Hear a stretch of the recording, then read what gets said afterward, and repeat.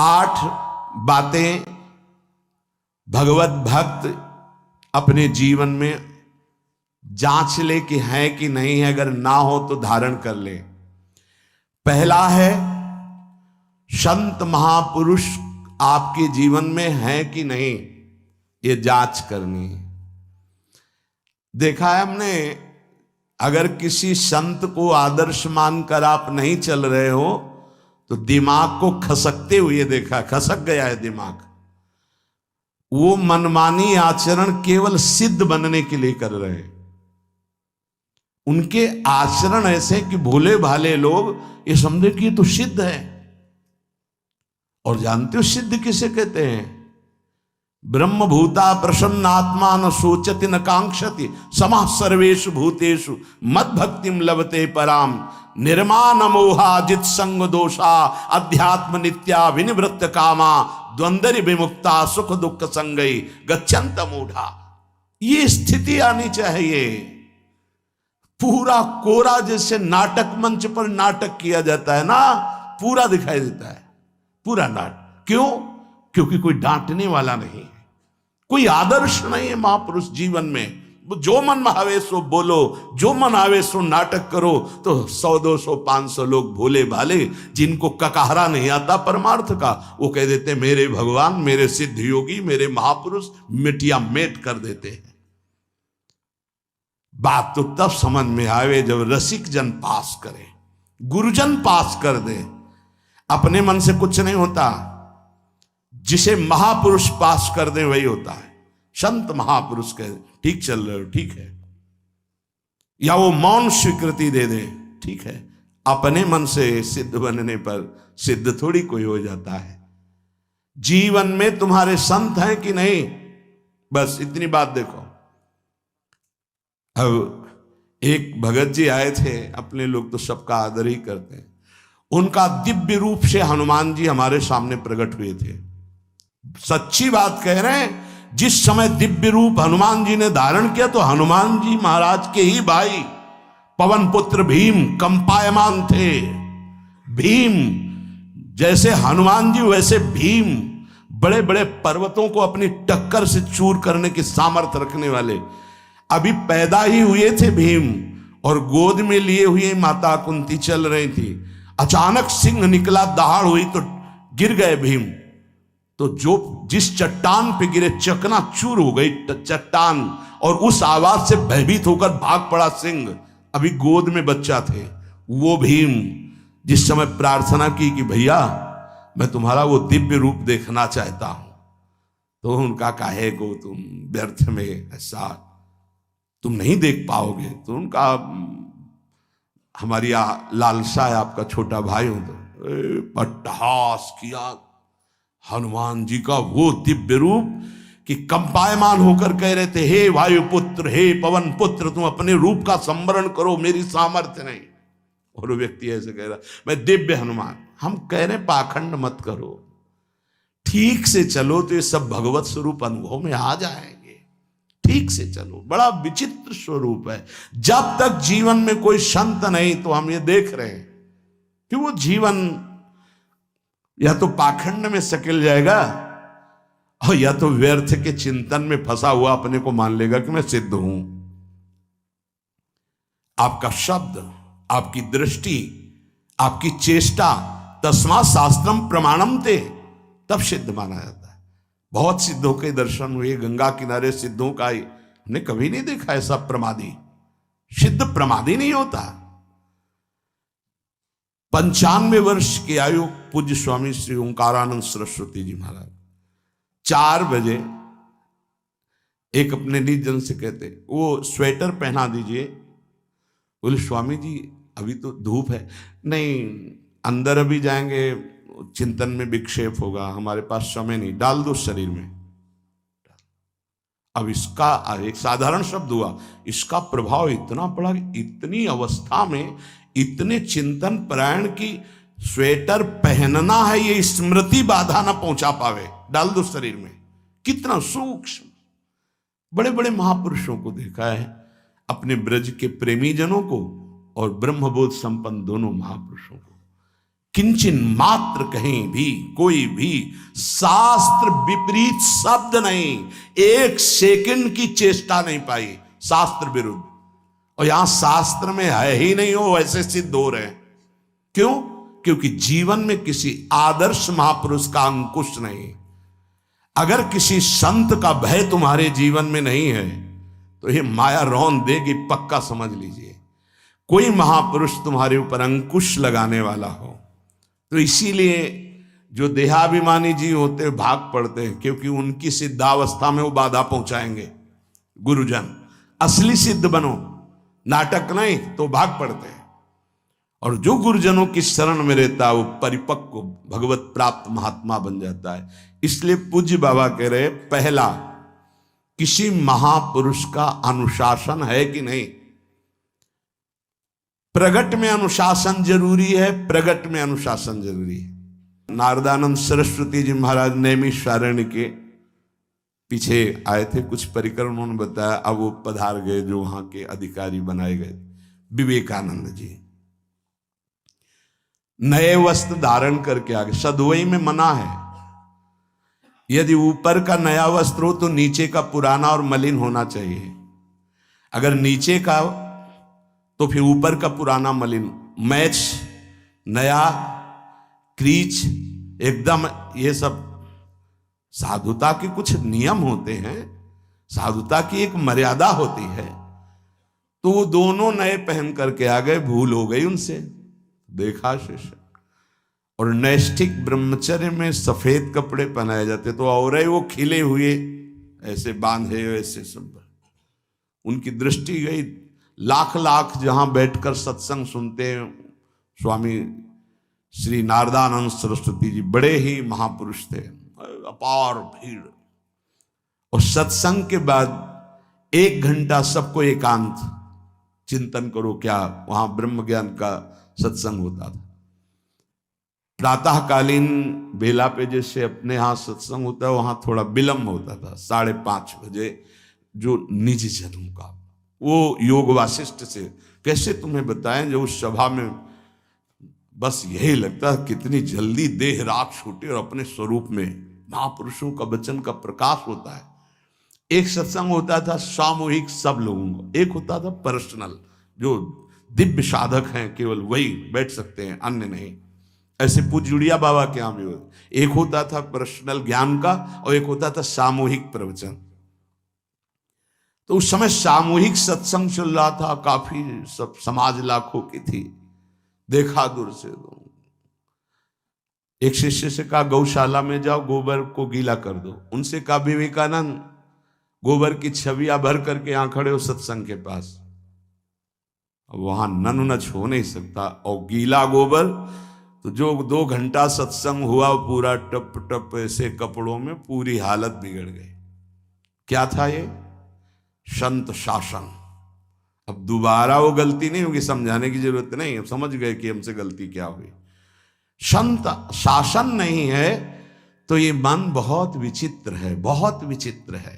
इसीलिए पहला, जो भी परमार्थ का पति को, चाहे ज्ञान मार्ग का, योग मार्ग का, किसी योग मार्ग की लौकिक ऊंचाई पर पहुंचे हुए कि गुरुदेव आए और उन्होंने कहा कि किसी कारण से शिष्य बढ़ जाए और अपने गुरुदेव की अवहेलना करे तो उसकी गति क्या होगी? उनका दुर्गति। दुर्गति, दुर्गति के सिवा उसके आगे कोई शब्द नहीं है। गुरु को पीड़ा है और शिष्य परम पद में पहुंच जाएगा? नहीं नहीं, ऐसा नहीं हो सकता। अनुशासन अत्यंत आवश्यक है। किसी भी वैभव या लोक व्यवहार या लोक मान्यता बढ़ जाने पर अपने गुरु का अपमान, गुरु की अवहेलना, तो उसकी दुर्गति पक्की। देखो, ये मन है, ये इंद्रियां हैं, ये अहम है, ये केवल गुरुदेव से ही वश में आता है, दूसरी जगह नहीं आता। क्यों? क्योंकि दूसरी जगह उत्तर देने का अवसर है। दूसरी जगह हम नहीं मानते तुम्हारी बात, लेकिन वहां ना उत्तर है और ना नहीं मानते, केवल वहां मिटना ही मिटना है। अगर ऐसा उपासक है तो निश्चित परम पद का अधिकार। केवल मिटना कोई उपाय नहीं है, अहंकार के पोषण का कोई उपाय, केवल मिटाना है। रो लो, चिल्ला लो, जो तुम्हें करना है कर लो, आना तुम्हें इसी मार्ग में पड़ेगा, दूसरा कोई रास्ता नहीं। बलिहारी घेर करके नष्ट कर देते हैं हमारे मन की मनमानी को, हमारे अहंकार को। इसलिए जीवन में प्रगट में जिनके जीवन में संत हैं और वो स्वीकार करते हैं उनका अनुशासन, उन्हीं का जीवन प्रकाशित होता है, पक्का समझ लेना। दूसरा, भागवतिक मार्ग में चलने वाले उपासक को सांसारिक पुरुषों की मित्रता करके उनकी संगोष्ठी में नहीं बैठना चाहिए।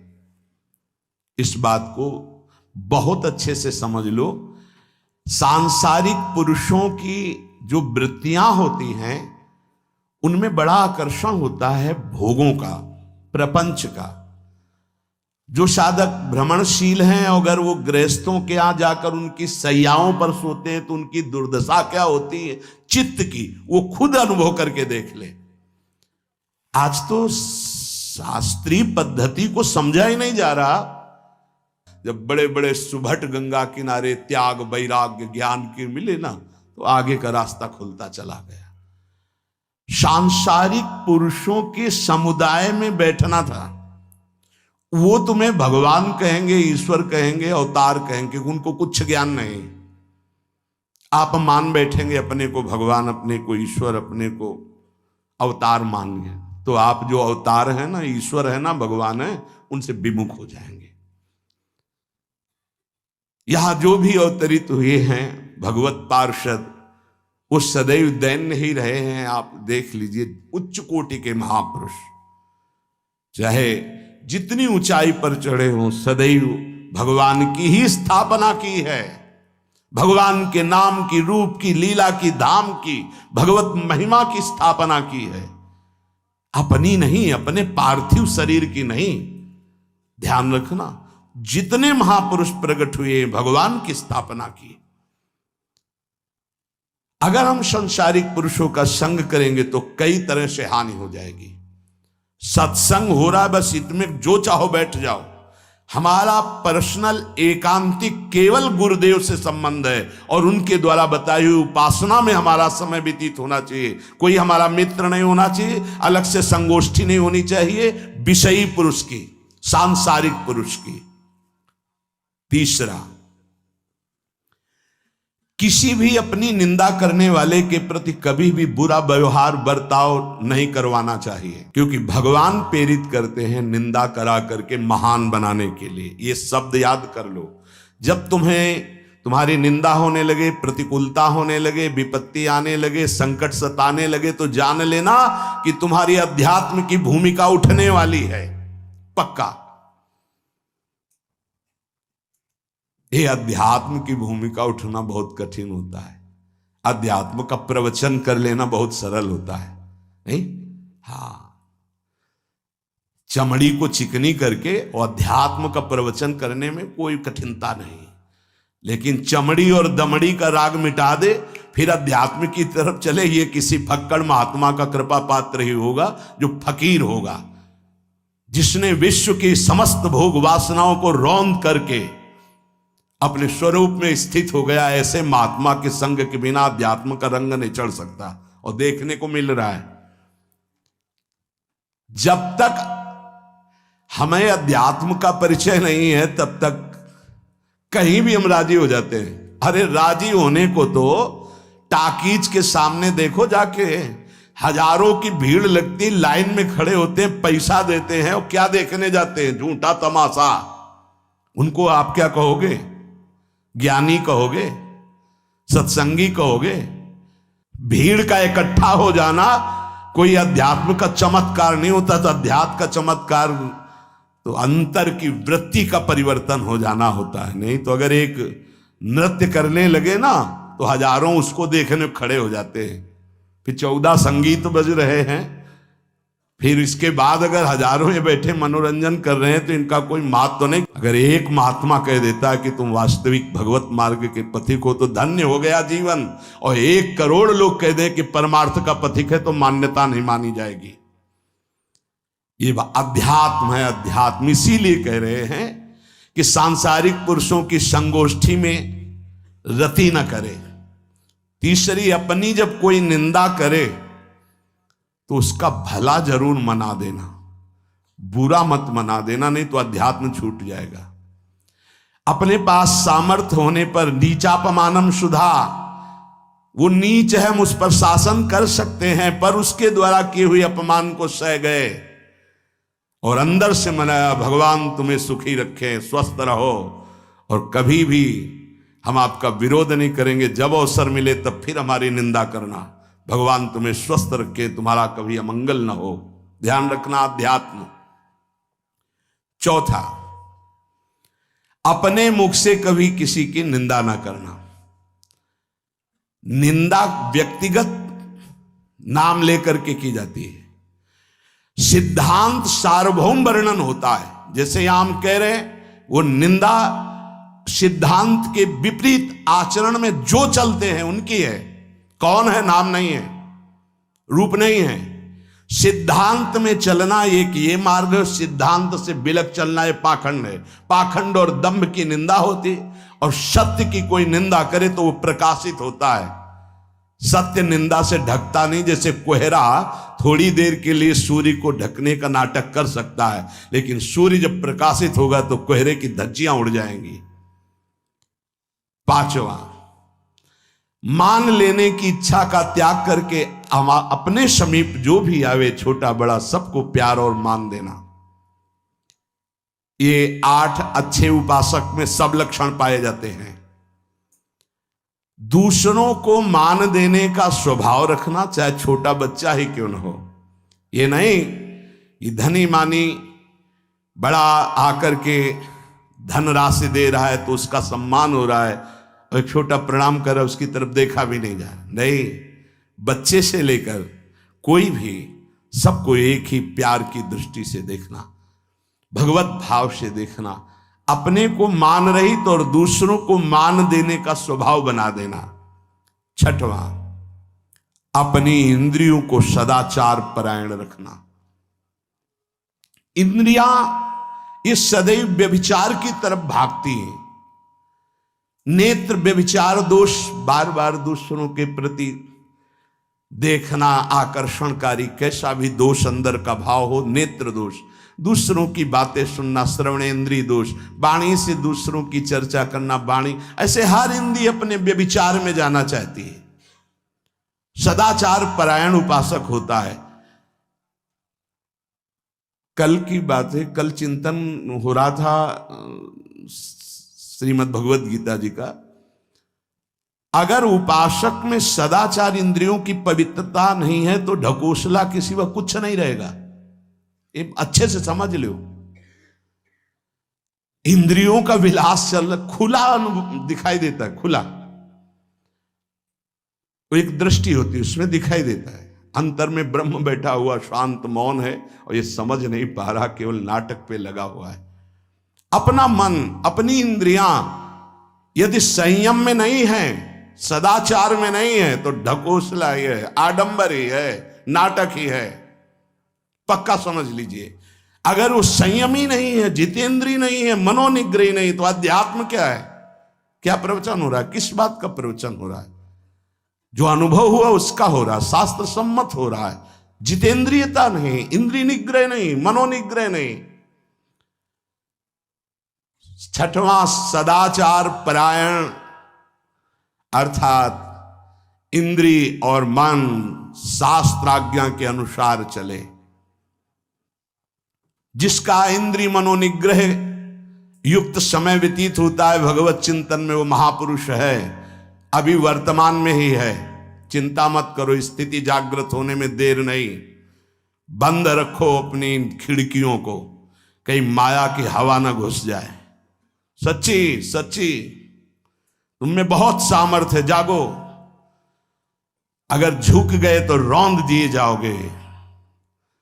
एक एक बात अच्छे से समझ लो। मुस्कुरा के, प्रेम व्यवहार दिखा के, अपनापन करके फिर तुमको अधीन किया जाएगा। माया भगवती बहुत बलवती है। ऐसे करके फिर ऐसे प्रहार करती है, क्योंकि साधक बहुत प्रवीण है, ऐसे में अपने को बचा लेगा, लेकिन ऐसे में बचाना बहुत कठिन होता है। हमारी बात को समझ लेना, ऐसे में बचाना बहुत कठिन होता है, बहुत कठिन होता है। समर्पण का मिश, सेवा का मिश, अपनापन का मिश। हमारी इंद्री, हमारा मन बहुत धोखेबाज है, हमें कोई धोखा नहीं दे सकता। ये हमारा मन, हमारी इंद्रियां हमको धोखा देती है। साधु, साधक, परमार्थ पथिक, भक्त इस बात से परम सावधान।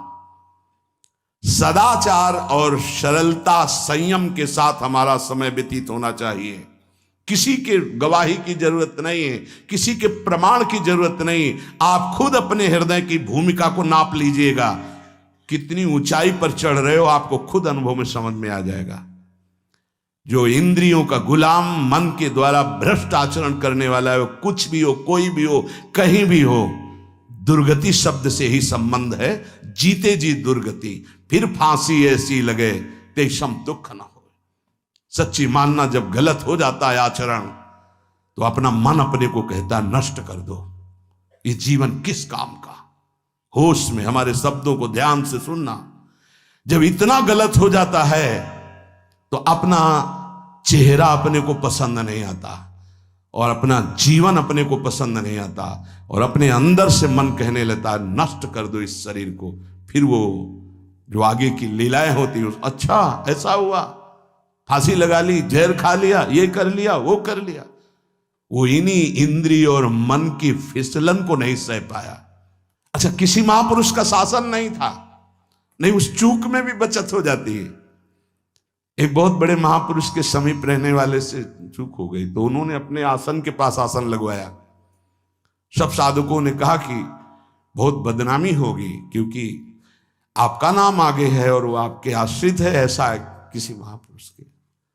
उन्होंने कहा तुम क्या समझते हो, ये बाया है, चूक हो गई, अब इसको कभी चूक नहीं होगी ऐसा बना देंगे, कभी त्रुटि नहीं होगी, इसको ऐसा बना देंगे। और वो फिर ब्रह्मावर्त बिठूर में रहे, और बहुत अच्छे महात्मा हैं, अब भी हैं। अगर संत का शासन है और आपसे चूक भी हो जाती है तो ऐसा बना देंगे कि दोबारा चूक नहीं होगी। पर इंद्रिय और मन को छूट देकर मनमानी आचरण करने वाला कभी साधक नहीं हो सकता, पक्का। और आप सच्चे मानना, आपकी एक बार इंद्रिय मन छूट हो गई तो जिंदगी भर दबे रहोगे, दहाड़ने लायक नहीं रहोगे। माया तुम्हारे को सदैव कोसती रहेगी, तुम्हारा हृदय जलता रहेगा। ऐसा कैसे हो गया, ऐसा कैसे हो गया। जब ऊंचाई की तरफ सोचोगे तो सामने वो अगर प्रायश्चित करके मिटा दिया है तो बात है, नहीं तो वो कर्म सामने आ जाएगा। लगेगा नहीं, हम इसी ऊंचाई लायक नहीं है, नहीं हम इस ऊंचाई लायक। आपसे प्रार्थना कर रहे, अगर चूक हो गई हो तो उसको मिटा दो, नहीं आगे बढ़ने में बाधा पहुंचा देगा। अपने गुरुजनों से सलाह करके उसका प्रायश्चित कर लेना चाहिए। अगर गुरुजन कर दे जाओ कुछ नहीं तो कुछ नहीं, खत्म खेल, वो निपटा देंगे, वो करुणामय है, उनमें बड़ी सामर्थ्य है। पर छठवां सूत्र, सदाचार, संयम, जितेंद्रियता, मनोनिग्रह साधक में होना ही चाहिए। जो साधक एकांत में मनोरंजन करके अपने जीवन को नष्ट कर रहे हैं, अच्छा होता गृहस्थ धर्म में रहते, बाल बच्चे पैदा करके मेहनत करके धर्म पूर्वक कमाते और समाज की सेवा करते। यदि अखंड ब्रह्मचारी वैराग्य मार्ग के पथिक हो तो चूक ना होने पावे, प्रार्थना करते हैं। इंद्रियों को शिथिल ना होने देना, मन को शिथिल मत होने देना, नहीं तो ऐसा बंधन ये बांध देते हैं कि बड़े बड़ों को सर झुकाकर चलना पड़ता है, रौंद देती है माया। ध्यान रखना, सर उठाने लायक नहीं रह जाता। अगर इंद्रिय जन्य भोगों का आकर्षण नष्ट कर दे तो अपना मन अपने को जलाता रहता, धिक्कार देता रहता। कैसे हो गया ऐसे, तो कैसे हो गया। कीन हो इसका वहू अभिमाना, सुख हो वंचा कृपा निधाना। कहीं अभिमान हो गया कि मैं ब्रह्मचारी हूं, मैं जितेंद्री हूं, मैं मनोनिग्रही हूं, तो ठाकुर जी ने दाना फेंक दिया, देख भला मनोनिग्रही है तो मत चुन। लेकिन कृपा पात्र साधक पुनः अपने आप को सावधान करके सदाचार में ही स्थित रहे। आज सदाचार को समझा ही नहीं जा रहा कि सदाचार है क्या। सातवां, किसी भी पद को साधक कभी स्वीकार न करे। समाज में बड़े पद मिलते हैं, यहां भगवत प्राप्ति की वार्ता हो रही। किसी भी पद, किसी भी सम्मान को स्वीकार न करे। ये सब उपाधियां हैं, अगर उपाधियां स्वीकार की तो उपद्रव शुरू हो जाएंगे। कोई उपाधि स्वीकार न करो तो इतने महान बन जाओगे कि पूरे विश्व में तुम ही होगे। ये भी बात याद कर लो। कोई भी छोटी मोटी उपाधि स्वीकार की तो उस महान को नहीं प्राप्त कर पाओगे। विश्व में तुम ही होगे, या तो ज्ञान में तो एक तुमसे बड़ा कोई है नहीं, और अगर भक्ति में तो तुमसे छोटा कोई नहीं। तो विश्व में तुम ही तो हुए ना, सब बड़े और आप छोटे। विश्व में आप त्रणादपि सुनीचेन, और ज्ञान तो हम ब्रह्मास्मि, सबको समेट लिया अपने में, एक के सिवा दूसरा कोई नहीं। यह है उपाधि रहित महापुरुष की स्थिति। कोई उपाधि स्वीकार न। अनंत ब्रह्मांडों का महारत्न इंद्र नीलमणि, जहां जहां भक्त मेरा चरण रखे वहां वहां रखूं हाथ, पीछे पीछे मैं फिरूं कभी न छाड़ूं साथ। इससे बड़ा कोई पद होगा? निरपेक्षम मुनिम शांतम निर्वैरम समदर्शनम अनुब्रजाम्य हम नित्यम पूजे अत्यंगुरेणु भी। जिसकी चरण रज लेने के लिए परब्रह्म परमात्मा पीछे डोलता है, वो है ये पद। जब कोई पद नहीं स्वीकार करता तो ये पद प्राप्त होता है। इसलिए 7वां, किसी भी उपाधि को, पद को साधक कभी स्वीकार न करे। आप यहां के अमुक बन करके अमुक नहीं, सेवाएं सब हैं पर सेवक हूं, कोई पद नहीं। देख लो बड़े बड़े महापुरुषों को। पूज्यपाद उड़िया बाबा जी ने जब देखा तो दंड का विसर्जन कर दिया कि पद की तरफ एक घसीट रहा है।